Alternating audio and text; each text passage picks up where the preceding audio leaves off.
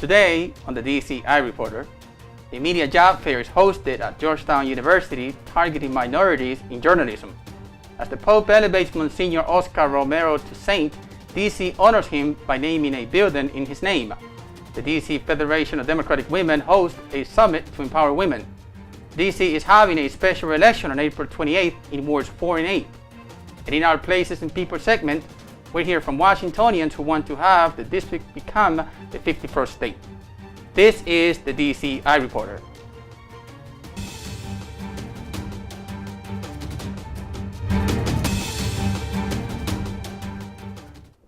Welcome to the DCiReporter. My name is Franklin Garcia. You can watch us online at DCTV.org or DCiReporter.com.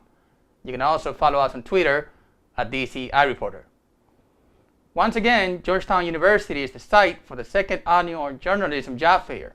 Organizers from various associations team up to match media companies with prospects looking for work in journalism. On March 21st, hundreds of journalists and media professionals attended the second annual Journalism Job Fair. Hosted and held at the Georgetown University School of Journalism, the job fair was organized by a number of DC-based journalism associations, including the DC chapters of the Asian American Journalists Association, the National Association of Hispanic Journalists, and the Washington Association of Black Journalists. 12 high school students from the Richard Wright School for Journalism and Media Arts Public Charter School were also invited to attend the job fair. Hi, I'm Brandon Benavides. I'm chair of the Washington, D.C. Journalism Job Fair. We have more than 200 people here at Georgetown University downtown campus. 5 journalism groups are coming together, are teaming up with Georgetown to put together this job fair. Last year's job fair was so successful, we had at least 5 people who were hired. This year, we're hoping to do the same thing again. We have 18 companies recruiting today, and we wish all of the people who are looking for jobs good luck. More than 18 media companies registered to recruit job seekers for the 2015 job fair at Georgetown University. According to a survey by the American Society of News on Workforce Diversity, in the past 2 decades there has been little overall change to the percentage of minorities in the newsroom. In 1977, the first year of the survey, minorities accounted for only 4% of newspaper newsroom workers. By 1994, the percentage of minority journalists had nearly tripled to 11%. 18 years later, however, in 2012, that figure was only about 1 percentage point higher at 12%. And we are here trying to get more people of color as well as people from the gay and lesbian community into the media, whether it's TV, radio, newspapers, magazines, digital, internet, because of the unemployment rate is so high, especially in the black community. Usually the black community unemployment rate is double or triple the national rate. And this is a good forum, a good way for black folk, especially young black folk, to reach out and meet recruiters and hiring managers and hopefully help diversify the media industry. The job fair organized last year, also held at Georgetown University, was very successful with some job seekers being recruited at the job fair.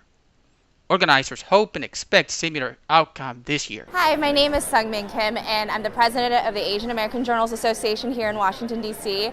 As you can see behind me, there's a great turnout. We're really thankful to all the employers who came out and their commitment to diversity in journalism to make sure that the people who cover our communities really represent our communities.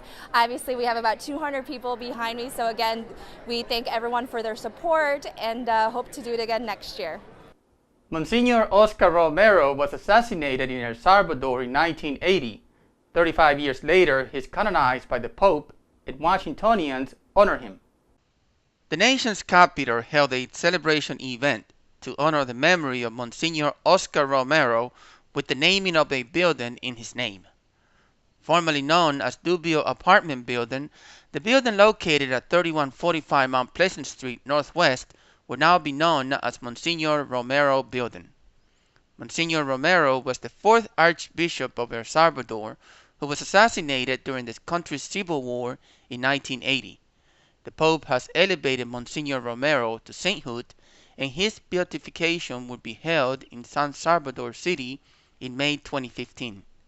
The event in Washington was attended by D.C. Mayor Muriel Bowser, Congresswoman Norton, and others. Cardinal World, we are honored by your presence, and we are very honored today that we will be dedicating a building, but more than that, the home of 200 Washingtonians who mean so much to us, in the name of Monsignor Romero. Thank you, Cardinal, for being with us. And to Monsignor's brother, what a delight indeed that you have joined us here to represent your family. And I also want to recognize the Ambassador of El Salvador. Thank you for being here with us, Mr. Ambassador.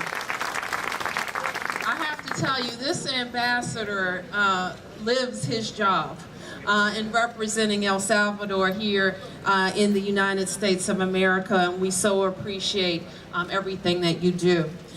You also, we have to thank not only for gathering us today, but so much for her service to the people of the District of Columbia, and a true leader in the Latino community. And it was my great honor to appoint her the Director of the Office of Latino Affairs, Ms. Jackie Reyes. Thank you, Jackie, for all that you do. Now, I wasn't here that night, but I was here the next day. I believe that Jim and Mayor Fenty gathered a group in pulling all of the district agencies together that day. Now, I had the privilege of, for almost 8 years, representing the people of Ward 4. And I always said this to Jim, and I always felt it in my spirit, that the people of the Ward 4 and people of Ward 1 were like cousins. That we shared so many family ties, we shared so many traditions, and when the people of Mount Pleasant were in great pain because of this fire, so were the people of Ward 4. You never know when tragedy strikes, do you? And when tragedy strikes every single day, the men and women of our fire department go towards the problem. They go towards saving people and saving life and property. And I too want to extend my thanks to the fire and EMS department. Mayor Bowser and council members Nadeau and Silverman and Bonds, Councilmember Graham, who we must not forget, on whose watch this work began, Archbishop World, Mr. Ambassador, Mr. Romero, the brother of Oscar Romero, and most of all, those of you who are going to own this building, the people who lived in this building, the people who were in this building when a 5-alarm fire took this building down, and when our brave firefighters nevertheless did all they could to save this building. All of you who've come home during this season. Now, this season, remember, yesterday was the first day of spring. It snowed. Today is the first day of cherry blossom season, and Easter is right around the corner, and we're going to see the resurrection of a real tenant-owned building right here in Mount Pleasant. And we're going to see a building that is named for Oscar Romero.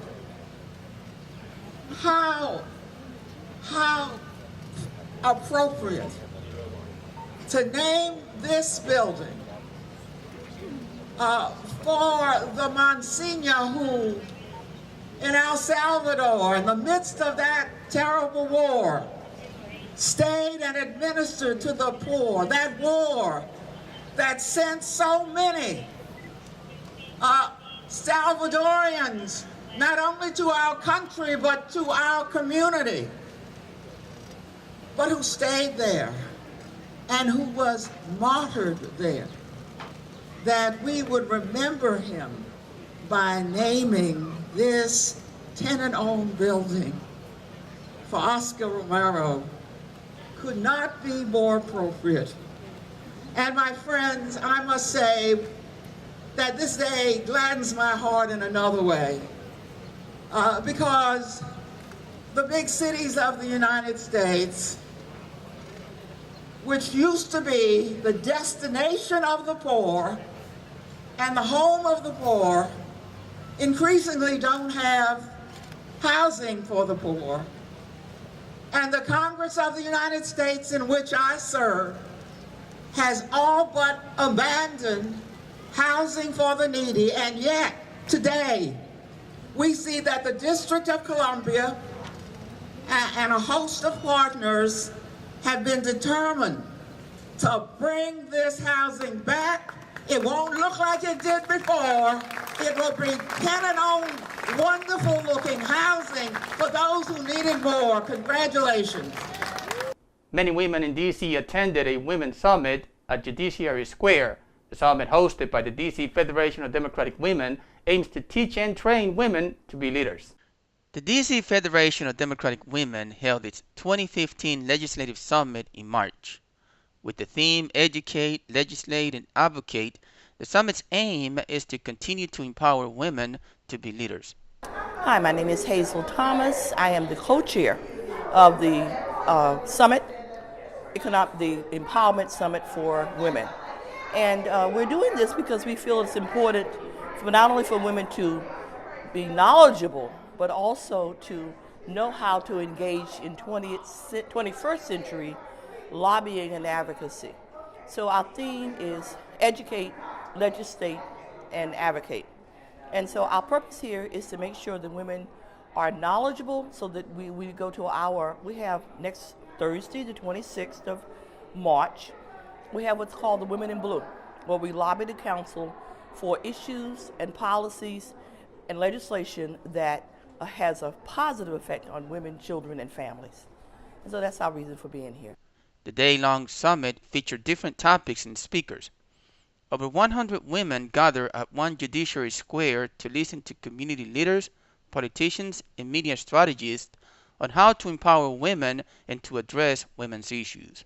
I am here at the DC Federation of Democratic Women's annual meeting, gathering of women, and one of the purposes is for us to network, of course, but more than that is to learn where legislation and other issues affecting the community are in this year, and to build some advocacy in support of what we think are important. And I can tell you public safety, housing, women's issues as it relates to preventing domestic violence, those are the things that we think are still very important and we have to get involved with.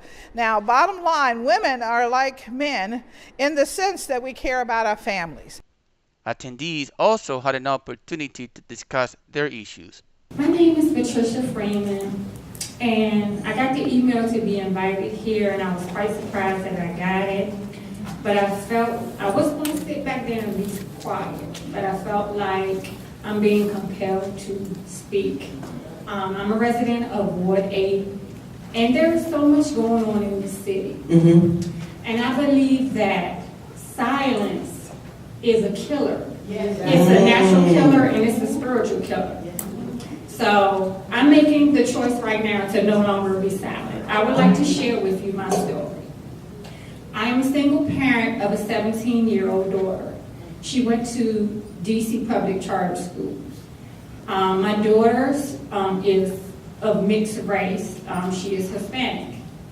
From kindergarten, from pre-K all the way up to the 6th grade, several things happened to my daughter. She was being bullied in school because my daughter looks like a mixed child. And so I became active in the school, getting on the PTA. My daughter was hit and kicked and punched. She got stabbed in the back with a pencil.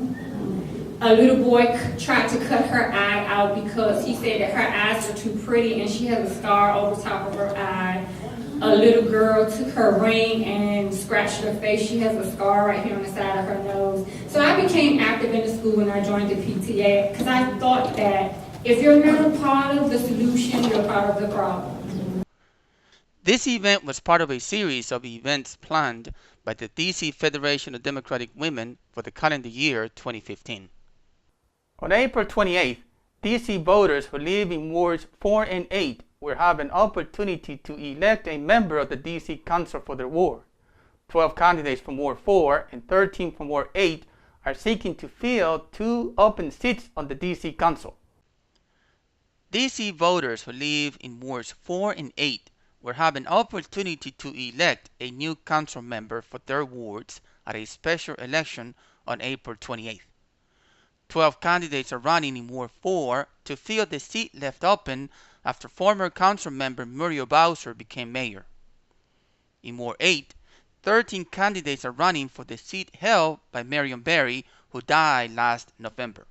At a forum held in March by the Gelterstein Democratic Club in Ward 8, residents of the ward had an opportunity to hear from 7 of the 13 candidates running for the DC council seat. They also had an endorsement vote. The endorsement vote was won by candidate LaRuby May. We know in Ward 8 that the District of Columbia tends to be one of our most delinquent landlords. And so what we must do is look at the portfolio of the District of Columbia and put a sense of urgency on the district being able to develop its property. We also must look at historic Anacostia as a destination point. I look forward to the construction of the 11th Street Bridge project, being able to look at bringing development as a destination point to historic Anacostia so that we can look at developing it with smart growth. The Ward 4 Democrats organization also held a forum and a straw poll. 4 of the 11 candidates running in Ward 4 attended the forum. The straw poll was won by Brandon Todd. Well, good evening, Ward 4.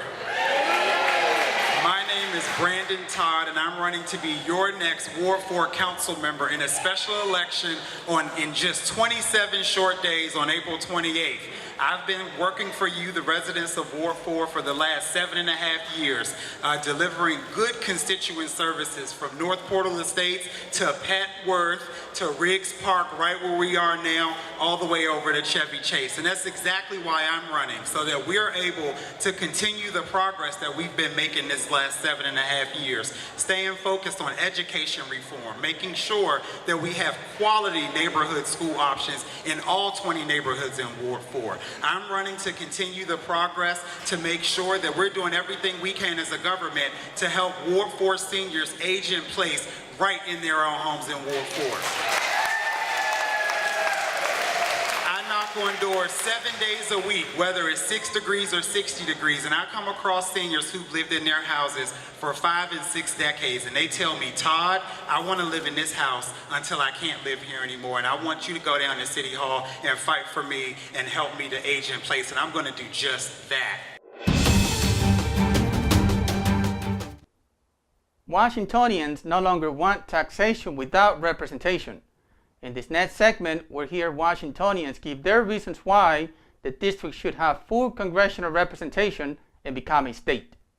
As a native Washingtonian and as a child of a man who was killed in Vietnam, who was also a native Washingtonian, who never had the opportunity to have a vote, who died in the Vietnam War, it really saddens me that he was disenfranchised, and although he died for our country. Well, primarily, as you can see, I am a female. I'm a woman. I represent a female organization, and there are many laws that have bills that have come before Congress affecting women, especially in the area of abortions, that our Congresswoman has not been able to vote on. That has hurt. I don't think anyone should tell me how or what to do with my body, especially when it comes down to childbearing, abortion. So I think not being able to speak out, not being able to express herself, not having that full representation there to speak on behalf of us has really been deeply disappointing. Affects everything in the District of Columbia. It affects our education. It affects our health care. It's affected me personally because this is the issue I work on. I've lived in 2 other national capitals in my life. I have lived in Mexico City and I have lived in Madrid. Neither of those were countries that had very democratic regimes, at least during the time when I was living there. And yet they managed to allow their citizens to vote, despite the fact that they lived in the nation's capital. It makes me feel angry because we all pay federal taxes. We pay both federal and local taxes, and we're citizens of the United States, but we don't have the same rights as other citizens of the United States. We don't have the same representation in Congress as far as both having a representative in the House of Representatives that can actually vote both in committee and on the floor, as well as having 2 senators. Well, when you look across the country and there are 50 other states that have representation in Congress, there are 50 other states that can make decisions on how their budget is spent, there are 50 other states that have people representing their interests and needs, and then we here in the District of Columbia don't have that representation. It doesn't feel very good. I think it affects them a lot of ways. Economically, with the structural imbalance that comes from having a senator that can't advocate federally for funds on needed projects. I think it affects us even psychologically because we're not full and equal parts of our society. And certainly there are horrific reminders of how personal it is. Just the symbol of our American flag, which should unite all of us, doesn't have a star on it for us. You feel that really personally when, for example, one of our soldiers comes back in a box with a coffin draped with that flag that doesn't have a star on it for the place that's sent them, knowing that I couldn't cast a vote on war and peace or the great issues, or even whether or not he's adequately protected with enough body armor and funds, and it affects us all in a very, very negative way. I mean, I live, sleep just like every other American, but the fact that I sit back as a taxpayer and I know that I don't have the same full rights as someone else in another state, or that my congresswoman doesn't have a vote, that doesn't feel so good. We're treated like orphans living in D.C. We are second-class citizens. We don't get the respect. We have nobody to support us. And that's not the way, I'm sure, that even the founding fathers had intended. The only place in the United States of America where full democracy has never been entertained. Well, it not only has it affected me personally, it's affected every person that lives here in the District of Columbia, and in particular our young people that can't have the same dream that every other young person has in the other states, that is to aspire to be a congressperson, either being a member of the House of Representatives or in the Senate. First of all, with the knowledge and understanding that as a human being and as a citizen of these United States of America, that I have been denied that privilege of the full voting rights. So it has affected me in that right, making me feel incomplete when it comes to my opportunity to express myself through the vote.